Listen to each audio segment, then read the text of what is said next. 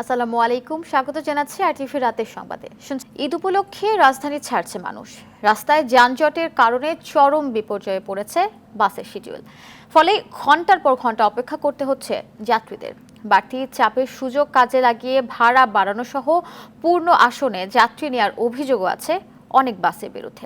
অন্যদিকে মহাসড়ক ও ফেরিঘাটে রয়েছে যানবাহনের বাড়তি চাপ।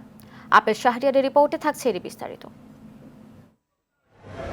করোনা মহামারীর মধ্যেই বাড়ির পানে ছুটছেন রাজধানীবাসী। বাস কাউন্টারগুলোতে দেখা যায় যাত্রীদের ভিড়। স্বাস্থ্যবিধি মেনে গণপরিবহন চালুর কথা থাকলেও কোথাও মানা হচ্ছে না। অভিযোগ রয়েছে অতিরিক্ত ভাড়া আদায়ের। অব্যবস্থাপনা বন্ধে নেই প্রশাসনের নজরদারিও। ভাড়া আসলে তুলনামূলক আগের চেয়ে বেশি, যেটা আসলে 60% নেওয়ার কথা ওইভাবে নিচ্ছে না। আগে ছিল হচ্ছে 300 টাকা, এখন তো 900 টাকা, দ্বিগুণ ভাড়া বেড়ে গেছে। পরিবহন কর্তৃপক্ষের দাবি নির্ধারিত ভাড়াই নেওয়া হচ্ছে। দ্বিগুণ ভাড়া নেওয়া হচ্ছে না, 60% ভাড়া বেশি নেওয়া হচ্ছে। এখন দ্বিগুণ ভাড়াটা হয়তো যাত্রীরা কমপ্লেন দিচ্ছে বুঝে না বুঝে। মহাসড়কে দীর্ঘ যানজটে নাকাল যাত্রীরা। বঙ্গবন্ধু সেতু থেকে টাঙ্গাইল রাবনা বাইপাস পর্যন্ত দীর্ঘ যানজটের সৃষ্টি হয়েছে। এদিকে সিরাজগঞ্জের বঙ্গবন্ধু সেতু পশ্চিম গোলচত্বর থেকে হাটি কুমরুল মহাসড়কে ধীর গতিতে চলছে যানবাহন। এই আমরা গরু লই বই রয়েছি, এখন তো গরু ব্যথা লেগে গেছে। আমার গরু তো হাবাই গেছে, হাবাই গিয়ে নরমাই গরু শুয়ে পড়ছে। এই লাইনটা যদি তাড়াতাড়ি ছেড়ে দেয়, অন্তত রানিং অবস্থায় গরু বাতাস পেলে একটু ভালো থাকতে পারবে। ঈদ উপলক্ষে প্রতিদিন ঢাকা থেকে ছেড়ে যাচ্ছে 25 জোড়া ট্রেন। শিডিউল ঠিক থাকলেও এখানেও স্বাস্থ্যবিধি উপেক্ষিত হচ্ছে অনেক ক্ষেত্রে। অনলাইনে টিকিটের ব্যবস্থার কারণে চাপ কম বলছে রেল কর্তৃপক্ষ। ট্রেনে উঠে কোনো ভোগান্তির সম্মুখীন হই নাই, কিন্তু টিকিট পেতে খুব সমস্যা হয়েছে। 22 তারিখে আবার ফিরতে হবে, যেহেতু 23 তারিখ লকডাউন আছে। তো এই জিনিসটা অ্যাকচুয়ালি আমরা কনফিউশনে আছি এখন। তবে ফেরাটা মনে একটু কষ্টবোধ হবে আমার কাছে মনে হচ্ছে আর কি। সরকারি নির্দেশনা মোতাবেক আমাদের ট্রেনগুলো পরিচালিত হয়। আমরা যে সকল নির্দেশনা পাবো সেই মোতাবেক আমরা পদক্ষেপ গ্রহণ করবো। তবে আপাতত 22 তারিখ পর্যন্ত টিকিট বিক্রি করার নির্দেশনা রয়েছে, আমরা সেই মোতাবেক 22 তারিখ পর্যন্ত পাবে এই পর্যায়ে। এদিকে মাদারীপুরের বাংলাবাজার ফেরিঘাটে ঘরমুখো মানুষের ঢল নেমেছে। ঘাটে অসংখ্য গরু বোঝাই ট্রাক পারাপারের অপেক্ষায় রয়েছে। চাপ রয়েছে পাটুরিয়া দৌলদিয়া ফেরিঘাটেও। স্বাস্থ্যবিধি মানাসহ অর্ধেক যাত্রী নেওয়ার কথা থাকলেও লঞ্চগুলোতে গাদাগাদি করে যাত্রী নিতে দেখা গেছে। Apple Shahriar, RTV, Dhaka. দর্শক, ঈদে বাড়ি ফেরা নিয়ে সবশেষ খবর জানাতে এই মুহূর্তে রাজধানীর সায়দাবাদ বাস টার্মিনালে আছেন সহকর্মী নাজিব ফরাজি। আমরা সরাসরি চলে যাচ্ছি তার কাছে। নাজিব, বাড়তি বাসের শিডিউল নিয়ে কিন্তু বিপর্যয়ের একটি খবর রয়েছে। তো বাস টার্মিনালে যাত্রীদের চাপ কেমন দেখছেন এখন, আর স্বাস্থ্যবিধি মানার ব্যাপারে তারা কতটুকু সচেতন বা মানছেন কিনা সে ব্যাপারে আমাদের সার্বিক পরিস্থিতি জানাবেন। আফসানা, আমি এখন যে সায়দাবাদ বাস টার্মিনালে রয়েছি, এখানকার পরিবেশ দেখে আসলে বোঝার উপায় নেই যে এখানে আসলে মধ্যরাত হতে চলেছে।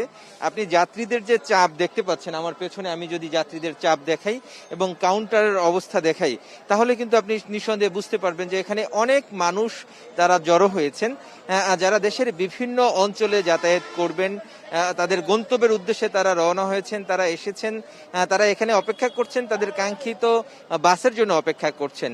তো এখানে দুটি বিষয়, একটি বিষয় হচ্ছে যে যখন এই যাত্রীরা এখানে অপেক্ষা করছেন ঠিক সেই সময়টিতে যে স্বাস্থ্যবিধি মানা, সেটি আসলে এখানে ঠিকভাবে হচ্ছে না, কারণ এখানে গাদাগাদির বিষয়টি রয়েছে। এখানে গাদাগাদি করে আমরা দেখতে পাচ্ছি যে ভেতরে বসেছেন। বাসের ভেতরে যে শারীরিক দূরত্ব বজায় রাখার যেটি কথা, সেটি যেমন এক সিট ফাঁকা রেখে এক সিটে যাত্রী বসিয়ে সেটি নেওয়া হচ্ছে, কিন্তু এখানে সেটি ঠিক সেইভাবে হচ্ছে না। এখানে কিন্তু বাস টার্মিনালের টিকিট কাউন্টারগুলোর সামনে ভেতরে এখানে কিন্তু গাদাগাদি করে মানুষ বসছেন। আর আরেকটি বিষয় হলো এখানে যে মাস্ক পরা, মাস্ক পরা, এটি কিন্তু আমরা দেখতে পাচ্ছি যে অনেক মানুষ পড়ছেন, আবার অনেক মানুষ কিন্তু মাস্ক পরছেন না। এমনকি আমরা অনেক বাস কাউন্টারেই দেখেছি যে কাউন্টার কর্তৃপক্ষ তারাই কিন্তু মাস্ক পরছেন না ঠিকভাবে। আর জীবাণুনাশক ছিটানো, কিছু কিছু গাড়িতে জীবাণুনাশক ছিটানো হলেও অনেক গাড়িতে কিন্তু আসলে জীবাণুনাশক ছিটানো হচ্ছে না, এবং দেখা যাচ্ছে যে যাত্রীরা উঠে যাচ্ছে কিন্তু তারা জীবাণুনাশক ছিটিয়ে যাত্রী এবং বাসটিকে যে জীবাণুমুক্ত করবে সেটি কিন্তু ঠিকভাবে করা হচ্ছে না। আর আমরা কোনো বাসে দেখেছি যে এখানে আসলে যে এক সিট ফাঁকা রেখে এক সিটে যে যাত্রী পরিবহন করবে সেটি কিন্তু পুরোপুরিভাবে মানা হচ্ছে না, কিন্তু 60% ভাড়া যেটি বেশি নেওয়ার কথা সেটি ঠিকই নেওয়া হচ্ছে। তো আমরা এই যে যাত্রীদের যে চাপ সেটি কিন্তু রাত্র 1 থেকে 1:30টা পর্যন্ত এরকম থাকবে। এখানকার যে বাস টার্মিনালের এবং কাউন্টার যে যারা রয়েছেন তারা জানিয়েছেন যে এই যাত্রীদের বেশি চাপ এটি রাত 1:30টা থেকে 2টা পর্যন্ত থাকতে পারে, এরপর আবার ভোর থেকে শুরু হবে। তো এই ছিল আমার কাছে রাজধানীর সায়েদাবাদ থেকে। জি নাজিব, ধন্যবাদ আপনাকে। দর্শক, এতক্ষণ রাজধানী সায়েদাবাদ বাস টার্মিনাল থেকে জানাচ্ছিলেন সহকর্মী নাজিব ফরাজি। জনপ্রশাসন প্রতিমন্ত্রী ফরহাদ হোসেন বলেছেন, আগামী 23 জুলাই থেকে 5 আগস্ট পর্যন্ত 14 দিনের লকডাউন হবে আরও কঠোর। এ সময় বন্ধ থাকবে গার্মেন্টস সহ সব শিল্প প্রতিষ্ঠান। সকালে চুয়াডাঙ্গা 6 বর্ডার গার্ড বাংলাদেশের 96তম রিক্রুট ব্যাচের সমাপনী কুচকাওয়াজ অনুষ্ঠানে এসব কথা বলেন তিনি। প্রতিমন্ত্রী বলেন, দেশের অর্থনীতির কথা চিন্তা করে লকডাউন শিথিল করা হয়েছে। ঈদের পর আবারও কঠোর লকডাউন শুরু হবে। চুয়াডাঙ্গা 1 আসনের সংসদ সদস্য সুলাইমান হক জোয়ারদার ও জেলা প্রশাসক নজরুল ইসলাম সরকার সহ সংশ্লিষ্টরা এই সময় উপস্থিত ছিলেন। আগামীর যে কঠোর বিধিনিষেধটা বেশি কঠোর হবে এই জন্য, কারণ সব কিছুই বন্ধ থাকবে, তখন সবচেয়ে কঠোরতম একটা হতে যাচ্ছে। এইটা হলে আমার মনে হয় খুব একটা ভালো কন্ট্রোল আসবে। যত একটি মানুষ আক্রান্ত হবে তার পরিবারটা অর্থনৈতিকভাবে ক্ষতিগ্রস্ত হবে। সরকারকে এত খরচ করতে হচ্ছে, যে টাকা দিয়ে স্কুল, রাস্তা বা অন্য কোনো জায়গাতে ব্যয় করবে সেটা আমাদের অযথা খরচ হচ্ছে শুধু মাস্ক না পরে ঘুরে বেড়ানোর জন্য। তো সেই জন্য আমি আশা করব সবাইকে এখানে প্রচেষ্টা গ্রহণ করতে হবে। দেশের বিভিন্ন জেলায় কোরবানির পশুর হাট জমে উঠলেও প্রথম দিন রাজধানীতে তেমন সাড়া ফেলেনি। তবে অন্যান্য বছরের তুলনায় এবার গরুর দাম বেশ চড়া বলে অভিযোগ ক্রেতাদের।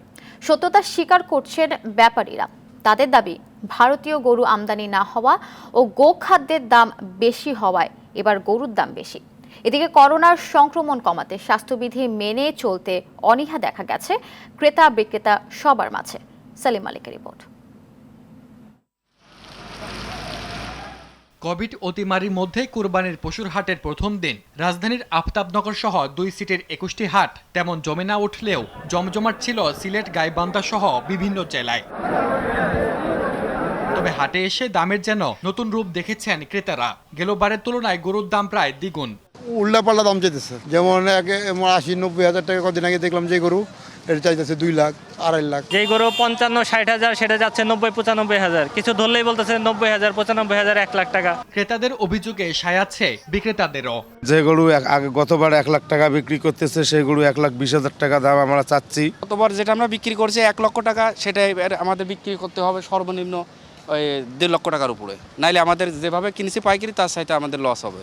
থাল, খোল, ভুসি, খুদ যা কিছু আছে ডবল দাম, তাহলে তো গরুর দাম বাড়বেই। গাড়ি ভাড়া সব কিছু মনে করেন ডবল। অনেক জায়গায় হাট বসে না, যার কারণে বাড়ি বাড়ি গিয়ে আমরা গরু নিয়ে আসছি, দামও বেশি পড়ছে। দর কষাকষি করে যারা পশু কিনতে পেরেছেন আনন্দ দেখা গেছে তাদের চোখে মুখে।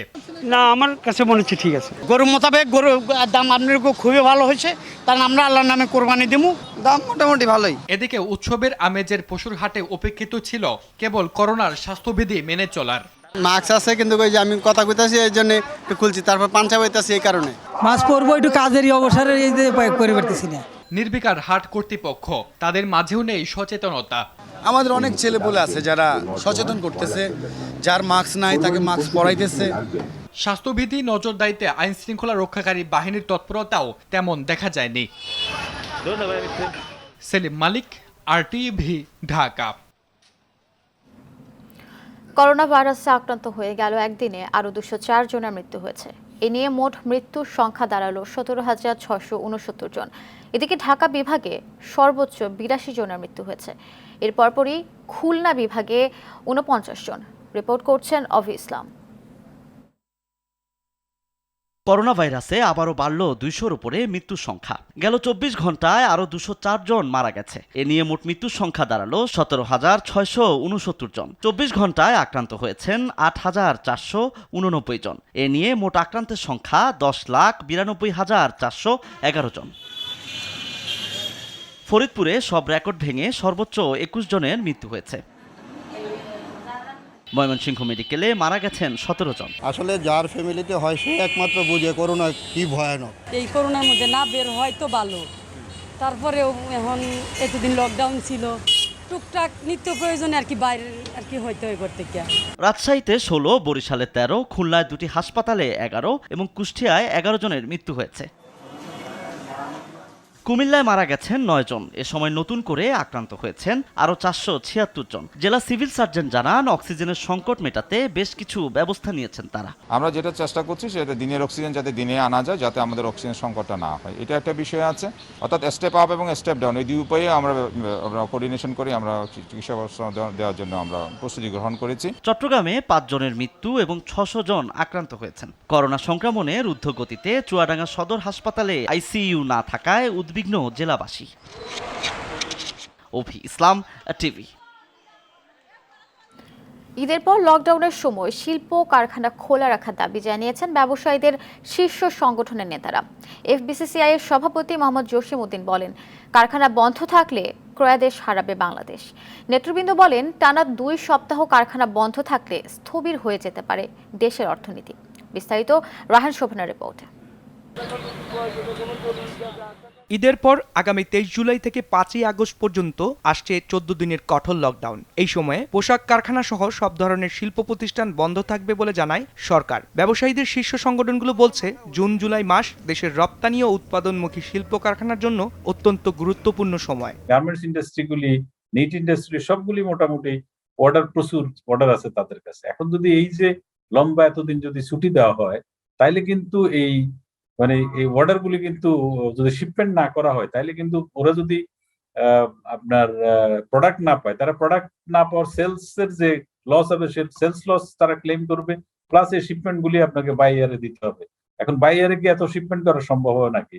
আর প্রতিদিন প্রায় আপনার ৮৬ লাখ ৮৭ লাখ ডলারের আপনার রপ্তানি থেকে বঞ্চিত হবে। লকডাউনে কলকারখানা বন্ধ থাকলে এর কি প্রভাব পড়তে পারে দেশের রপ্তানি খাতে, তার ব্যাখ্যা দেন ব্যবসায়ীদের শীর্ষ নেতা মোহাম্মদ জসিম উদ্দিন। আমাদের কতগুলি সেক্টর আছে, এগুলি খুবই সেনসিটিভ। যেমন আমাদের ফুড ইন্ডাস্ট্রি, যেখানে আমাদের আপনার ফুডের অনেক ধরনের আইটেম, যেমন চাল, ডাল, আটা, ময়দা, নিত্য প্রয়োজনীয় যে তেল, লবণ, চিনি, এই ধরনের অনেকগুলি আইটেম আছে যেগুলি প্রোডাকশন যদি বন্ধ থাকে এতদিন, তাইলে এগুলি সাপ্লাই চেইনে ব্যাঘাত হবে এবং শর্টেজ হওয়ার সম্ভাবনা থাকে এবং প্রাইসটা বেড়ে যাওয়ার একটা বড় প্রবণতা থাকবে। কোরবানির সময় আমাদের যে লেদার ইন্ডাস্ট্রি যে কোরবানির যে চামড়াগুলি প্রসেস করবে, ইন্ডাস্ট্রিগুলিতে কাজ করতে হবে। এখন যদি এগুলি যদি বন্ধ থাকে, তাইলে এই যে চামড়াটা যে সারা বছরে যে তাদের টোটাল র মেটেরিয়ালস এর অলমোস্ট 60-70% আসে কিন্তু কোরবানির সময়, চামড়াগুলি সবগুলি নষ্ট হয়ে যাবে। এই যে এখানেও কিন্তু কোনো ক্লিয়ার কোনো ইন্ডিকেশন নেই। দেশের অর্থনীতির চাকা সচল রাখার স্বার্থে শিল্প কারখানা খোলা রাখার কোনো বিকল্প নেই বলে মত ব্যবসায়ী নেতাদের। আমাদের ইকোনমি আসলে 3টা পিলার উপরে দাঁড়িয়ে আছে। একটা হলো এগ্রিকালচার, আরেকটা হলো ওয়েজ আর্নারদের ইনকাম, আর থার্ড হলো এই এক্সপোর্ট ওরিয়েন্টেড গার্মেন্ট ইন্ডাস্ট্রি। এটার জন্যই আমরা গত বছর কিন্তু আমাদের করোনার মধ্যেও আমাদের পজিটিভ গ্রোথ হয়েছে, এবং এইটার মধ্যে যদি একটা পিলারও যদি আমাদের ক্ষতি হয়, তাহলে কিন্তু আমাদের ইকোনমিতে আবার ভালো হবে না সেই মুহূর্তে। তবে শিল্প কারখানা খুলে দেওয়া হলে স্বাস্থ্যবিধি সহ সব ধরনের নির্দেশনা মেনে চলবেন বলে আশ্বাস দেন ব্যবসায়ী নেতারা। রায়হান শোভন, RTV, ঢাকা। দর্শক, এই মুহূর্তে আমাদের সঙ্গে গুলশান 2 থেকে যুক্ত আছেন এফবিসিসিআই সভাপতি মোহাম্মদ জসিম উদ্দিন। জনাব মোহাম্মদ জসিম উদ্দিন, শুরুতে আপনাকে শুভেচ্ছা জানাচ্ছি। আমরা ইতিমধ্যে জেনেছি যে 23 জুলাই থেকে 5 আগস্ট পর্যন্ত আবারও কঠোর বিধিনিষেধ আরোপ করে প্রজ্ঞাপন জারি করেছে সরকার। তো আগের বিধিনিষেধে রপ্তানিমুখী কলকারখানা খোলা রাখা হলেও এবার কিন্তু সবই বন্ধের নির্দেশ দেওয়া হয়েছে। তো দেশের এই অর্থনীতিতে এর কি ধরনের অভিঘাত পড়তে পারে, আপনার বিশ্লেষণ শুনব। মাননীয় প্রধানমন্ত্রীর যে জীবন এবং জীবিকার যে সমন্বয় ঘটিয়েছেন, আল্লাহর রহমতে বাংলাদেশের অর্থনীতি কিন্তু অনেক ভালো ছিল অন্যান্য দেশের তুলনায়। কারণ আমাদের অনেক উন্নত দেশ এই করোনাতে কিন্তু বিপর্যস্ত হয়েছেন, এবং আমরা যে লকডাউনের ভিতরে আমাদের এক্সপোর্ট ওরিয়েন্টেড ইন্ডাস্ট্রি বলেন, আমাদের নিত্য প্রয়োজনীয় যে সকল ইন্ডাস্ট্রি ছিল, উৎপাদনটাকে উনি খোলা রেখেছেন, যার জন্য আমাদের অর্থনীতিটা ভালো ছিল এবং এখনো ভালো আছে ইনশাল্লাহ। এবারে যে আগামী ঈদের যে বন্ধ হবে, বন্ধের সাথে 23 তারিখের পর থেকে 5ই আগস্ট পর্যন্ত সরকার ডিক্লারেশন করেছেন সমস্ত কিছু বন্ধ থাকবেন, লকডাউন থাকবেন এবং আমাদের ইন্ডাস্ট্রিগুলিও বন্ধ থাকবেন। আসলে আমাদের কাছে জীবন অত্যন্ত মানে জীবনটাই সবচেয়ে বড় অবশ্যই। তা আমি যেটি মনে করি যে আমাদের কিছু কিছু ইন্ডাস্ট্রি আছে যেখানে, কারণ 19-20 দিনের মতো প্রায় বন্ধ থাকবে। আমাদের কিছু কিছু ইন্ডাস্ট্রি আছে, যেমন ফুড ইন্ডাস্ট্রি, যেখানে নিত্য প্রয়োজনীয় জিনিসপত্র তৈরি করা হয়, সেগুলি যদি বন্ধ থাকে অনেকদিন, তাহলে আমাদের সাপ্লাই চেইন ভেঙে পড়ার সম্ভাবনা আছে। এবং এই সাপ্লাই চেইন ভেঙে পড়লে কিন্তু আমাদের দাম বেড়ে যেতে পারে, এবং এগুলি আমাদের মানুষ যারা আপনার কম আয়ের মানুষ কিন্তু ক্ষতিগ্রস্ত হবেন। আমাদের লেদার ইন্ডাস্ট্রি, আপনি জানেন যে আমাদের কোরবানির সময় লেদারের যে তাদের টোটাল র মেটেরিয়ালসের প্রায় 50% তারা কিন্তু রোজার সময় কিন্তু সরি এই কোরবানির সময় তারা মানে এইগুলিকে আপনার সংরক্ষণ করেন। তো এই অবস্থায় যদি বন্ধ থাকে লেদার ইন্ডাস্ট্রিগুলি, তাইলে লেদার গুলি কি হবে? এগুলি তো নষ্ট হয়ে যাবে, পচে যাবে। এটা কিন্তু অনেক বড় সম্পদ আমাদের জন্য, এবং এগুলি কিন্তু এক্সপোর্ট ওরিয়েন্টেড ইন্ডাস্ট্রি। আরেকটা হচ্ছে আমাদের ফার্মাসিউটিক্যাল ইন্ডাস্ট্রি, যেগুলি জীবন রক্ষাকারী ওষুধ বানানো হয়। এবারের প্রজ্ঞাপনে কিন্তু কোনো ডেসক্রিপশন নাই কোনগুলি গুলো থাকবে, কোথায় থাকবে না। সেটি আমি মনে করি খোলা রাখা প্রয়োজন, কারণ খুবই প্রয়োজন। আর অন্য জিনিসটি হচ্ছে আমাদের export oriented industry. Export oriented industry যদি খোলা রাখা না হয়, তাহলে বিশেষ করে আমাদের গার্মেন্টস এবং ব্যাকওয়ার্ড লিঙ্কেজগুলি, এগুলো যদি খোলা রাখা না হয়, কারণ আপনারা জানেন যে এখন জুন জুলাই কিন্তু আমাদের সামার ভ্যাকেশন আসে আমেরিকা, ইউরোপে। তারা কিন্তু এখন অর্ডারগুলি প্লেস করছেন। আমাদের যদি দীর্ঘদিন অফিস বন্ধ থাকে, আমাদের মিল কারখানা বন্ধ থাকে, এক্সপোর্ট ইন্ডাস্ট্রি বন্ধ থাকে, তাইলে কিন্তু তারা অর্ডারগুলি প্লেস করবেন না। এই অর্ডারগুলো হয়তো অন্য জায়গায় শিফট হয়ে যেতে পারে। এবং আমাদের হাতে যে সকল অর্ডারগুলি আছে, আপনারা জানেন যে ইউরোপ, আমেরিকা কিন্তু খুলে গেছে। তারা সামার মধ্যে সবকিছু খুলে গেছে, যেহেতু তারা ভ্যাকসিনেশন দেওয়া হয়েছে। তাদের প্রচুর ডিমান্ড আছে, এবং আমাদের ফ্যাক্টরিগুলি অনেক অর্ডার হাতে আছে। আমরা যদি এই মুহূর্তে যদি এগুলিকে যদি এক্সিকিউট না করতে পারে, তাহলে সেলস লস হতে পারে, তাদের এই শিপমেন্টগুলি ক্যান্সেল হতে পারে, বা এয়ার করতে হতে পারে। আপনারা জানেন যে আমাদের বাংলাদেশে কিন্তু এমনি পোর্টগুলিতে কিন্তু যানজট চলছে, সিঙ্গাপুরে এবং কলম্বোতে বাংলাদেশের কারণে। তা আমি মনে করি এই এতদিন যদি আমার পোর্ট এবং এগুলি বন্ধ থাকে, তাহলে কিন্তু আমরা কিন্তু অনেক পিছিয়ে যাব। সেক্ষেত্রে আমি অবশ্যই জীবনকে আমাদেরকে প্রাধান্য দিতে হবেই, এবং মাননীয় প্রধানমন্ত্রীর যে ওনার যেভাবে উনি এর আগে ডিসিশনগুলি দিয়েছেন জীবন এবং জীবিকাকে, আমাদের এই এক্সপোর্ট ইন্ডাস্ট্রি, ফুড ইন্ডাস্ট্রি এবং আমাদের লেদার ইন্ডাস্ট্রিগুলিকে আমরা অনুরোধ করছি, এবং আমাদের প্রত্যেকটা অ্যাসোসিয়েশন এবং চেম্বার, আমাদের বিজিএমইএ বলেন, বিটিএমইএ, এবং আমাদের ফুড প্রসেসিং ইন্ডাস্ট্রিগুলি, লেদার ইন্ডাস্ট্রিগুলি, সবাই কিন্তু এফবিসিসিআইকে সিটি দিচ্ছেন এবং এফবিসিসিআইকে অনুরোধ করছেন এগুলি নিয়ে কথা বলার জন্য। আমি অবশ্যই আরেকটি বিষয়, সেটি হচ্ছে যে একদিকে এই করোনা পরিস্থিতি কিন্তু দিন দিন অবনতি হচ্ছে আমাদের দেশে, তো অন্যদিকে কলকারখানা বন্ধ রাখলে দেশের অর্থনীতি এবং জীবিকা ব্যাপকভাবে ক্ষতিগ্রস্ত হবে বলে অনেকে মনে করছেন। তো এই উভয় সংকটে কিভাবে ভারসাম্য আনা যেতে পারে, এবং উৎপাদন ব্যবস্থা সচল রাখতে আপনার পরামর্শ কি থাকবে, আপনি জানাবেন। আমি মনে করি যে কঠোর যে বিধিনিষেধগুলি আছে, আমাদের সরকারের যে স্বাস্থ্যবিধি এবং বিধিনিষেধগুলি আছে, সেগুলিকে মেনেই কিন্তু ইন্ডাস্ট্রিগুলিকে চলতে দেওয়া উচিত। এবং প্রচুর পরিমাণে যে সকল ইন্ডাস্ট্রিগুলি, তাদের অ্যাসোসিয়েশন, সরকারের নিয়ন্ত্রণকারী সংস্থা, সবাই মিলেই কিন্তু একটা কঠোর নিয়ন্ত্রণ করে, আমি মনে করি যে স্বাস্থ্যবিধি মেনে ফ্যাক্টরিগুলিকে যদি যেগুলি সবচেয়ে বেশি গুরুত্বপূর্ণ, তাদেরকে যদি চলতে দেওয়া হয়, তাইলে আমি মনে করি এটি ভারসাম্যতা থাকবে। কারণ আমাদের জীবন এবং জীবিকাকে আমাদেরকে চালিয়ে নিতেই হবে, এবং মাননীয় প্রধানমন্ত্রীর উনি সবসময় কিন্তু এবং জীবন এবং জীবিকাকে চালিয়ে নেওয়ার পক্ষে। আমি মনে করি এই অবস্থাতে আমরা রেসপন্সিবল হইতে হবে আমাদের সবাইকে, যে আমরা কঠোর স্বাস্থ্যবিধি, আমাদের এক্সপোর্ট ওরিয়েন্টেড ইন্ডাস্ট্রিগুলি কিন্তু তাদের কমপ্লায়েন্স এবং তাদের স্বাস্থ্যবিধি মেনেই কিন্তু চলে। আমি মনে করি যে আমাদের এই food industry, export industry, leather ইন্ডাস্ট্রিগুলিকে এই কঠোর লকডাউনের ভিতরে চালু রাখার জন্য আমরা বিশেষভাবে অনুরোধ করছি, আবেদন করছি। জি, জনাব মোহাম্মদ জসিমউদ্দিন, আপনাকে অসংখ্য ধন্যবাদ আমাদের সময় দেওয়ার জন্য। ধন্যবাদ আপনাকে। চীন থেকে কেনা সিনোফার্মের 1.5 কোটি ডোজ করোনা ভাইরাসের টিকার মধ্যে 20 লাখ ডোজ আসছে আজ। দুটি আলাদা উড়োজাহাজে 10 লাখ করে টিকার চালান নিয়ে রাতে হযরত শাহজালাল আন্তর্জাতিক বিমানবন্দরে এসে পৌঁছাবে। টিকা কেনার চুক্তি হওয়ার আগেই 2 দফায় সিনোফার্মের 11 লাখ ডোজ ভ্যাকসিন উপহার পাঠিয়েছিল চীন সরকার। গেল 3 জুলাই রাতে ও 4 জুলাই সকালে 2 চালানে 20 লাখ ডোজ সিনোফার্মের টিকা দেশে পৌঁছায়। চুক্তি অনুযায়ী 3 মাসের মধ্যে সিনোফার্ম মোট 1.5 কোটি ডোজ টিকা দেবে বাংলাদেশকে।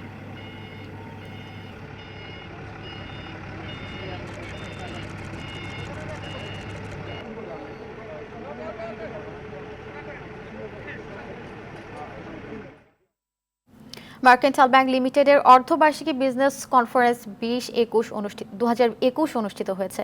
সকালে ব্যাংকের প্রধান কার্যালয় থেকে ভার্চুয়াল প্ল্যাটফর্মে আয়োজিত সম্মেলনে ব্যাংকের 150 জন শাখা প্রধান, জোনাল হেড ও প্রধান কার্যালয়ের বিভাগীয় প্রধানরা অংশ নেন। এতে প্রধান অতিথি ছিলেন ব্যাংকের পরিচালনা পর্ষদের চেয়ারম্যান আলহাজ মোর্শেদ আলম এমপি। করোনা মহামারীর প্রভাব মোকাবেলা করে ব্যাংকিং সেবা নিয়ে মানুষের পাশে থাকার প্রতিষ্ঠানের কর্মকর্তাদের ধন্যবাদ জানান আলহাজ মোর্শেদ আলম। প্রতিষ্ঠানের ব্যবস্থাপনা পরিচালক ও প্রধান নির্বাহী মোহাম্মদ কামরুল ইসলাম চৌধুরীর সভাপতিত্বে অনুষ্ঠানে আরও বক্তব্য দেন অতিরিক্ত ব্যবস্থাপনা পরিচালক মতিউল হাসান, উপব্যবস্থাপনা পরিচালক GWA মুর্তজা, মোহাম্মদ জাকির হোসেন সহ অনেকে।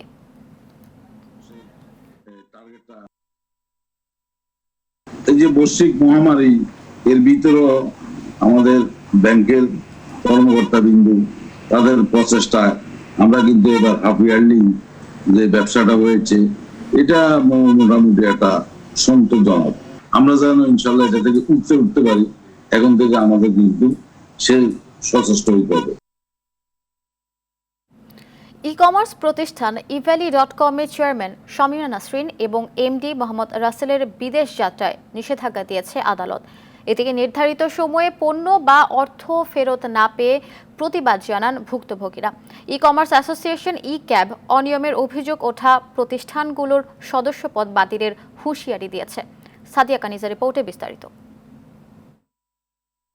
গেল 8 জুলাই ইভ্যালির কাছে গ্রাহক ও মার্চেন্টের 339 কোটি টাকার হদিস না থাকায় বাণিজ্য মন্ত্রণালয়ের সুপারিশে অনুসন্ধানে নামে দুর্নীতি দমন কমিশন। সেই সঙ্গে সুষ্ঠু তদন্তে ইভ্যালির চেয়ারম্যান শামিমা নাসরিন ও ব্যবস্থাপনা পরিচালক মোহাম্মদ রাসেলকে দেশত্যাগের নিষেধাজ্ঞা দেয় সংস্থাটি।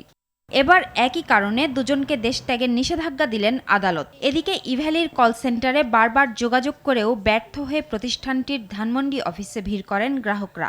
10 বার 15 বার ফোন দেওয়ার পরও আমি কোনো সলিউশন পাচ্ছি না, ওরা ফোন পিকই করতেছে না। তো নিজের মনে তো আশঙ্কা লাগতেছে, সেই জন্য আসার পর দেখতেছি যে এখন অফিস হবে। এখন তো আমরা পুরোটাই আশঙ্কার মধ্যে আছি। আমার ফেব্রুয়ারির অর্ডার, এখন পর্যন্ত আমি আর কি কিছুই পাচ্ছি। আমাকে হেডলাইনের থেকে ফোন দেওয়া হয়েছে, বলছে যে আপনি পাবেন অবশ্যই। তো আমি এখনো কোনো পাচ্ছি। প্রায় 60 ডেজ 65 ডেজ হয়ে গেছে, ওয়ার্কিং ডেজের কথা বলতেছি আমি। আজ পর্যন্ত আমি ওটার কোনো আপডেটই পাইনি। লকডাউনের শুরুতে আর কি বন্ধ হয়েছে, লকডাউনের জন্য, তো এখনো বন্ধ আছে। ইভ্যালির এমন আচরণে ই-ক্যাবের ভাবমূর্তি ক্ষুণ্ণ হচ্ছে বলে জানান সংগঠনটির ভাইস প্রেসিডেন্ট। যে সমস্ত অভিযোগগুলো করেছে সেগুলো আমাদের নজরে এসেছে, সেগুলোকে আমরা নজরে নিয়ে এই সমস্ত প্রতিষ্ঠানগুলোকে আমরা ইমিডিয়েটলি আপনার কারণ দর্শানোর নোটিশ পাঠিয়েছি তাদের একটা সদস্যপদ স্থগিতের বিষয়ে। কয়েক মাস আগে ইভ্যালি সহ কয়েকটি প্রতিষ্ঠানের অনিয়মের বিরুদ্ধে আরটিভি ধারাবাহিক প্রতিবেদন করলেও কর্তৃপক্ষ তা আমলে নেয়নি। ভুক্তভোগীরা বলছেন তখন প্রশাসন উদ্যোগ নিলে অনেকেই ক্ষতির হাত থেকে বাঁচতে পারত। সম্প্রতি ইভ্যালির বিরুদ্ধে বাণিজ্য মন্ত্রণালয় থেকে অভিযোগ পাওয়ার পর দুদক, স্বরাষ্ট্র মন্ত্রণালয়ের জননিরাপত্তা বিভাগ, বাংলাদেশ প্রতিযোগিতা কমিশন ও জাতীয় ভোক্তা অধিকার সংরক্ষণ অধিদপ্তর অনুসন্ধান শুরু করেছে। সাদিয়া কানিজ, RTV, ঢাকা। দর্শক, রাতের সংবাদ এ পর্যন্তই। ধন্যবাদ সবাইকে।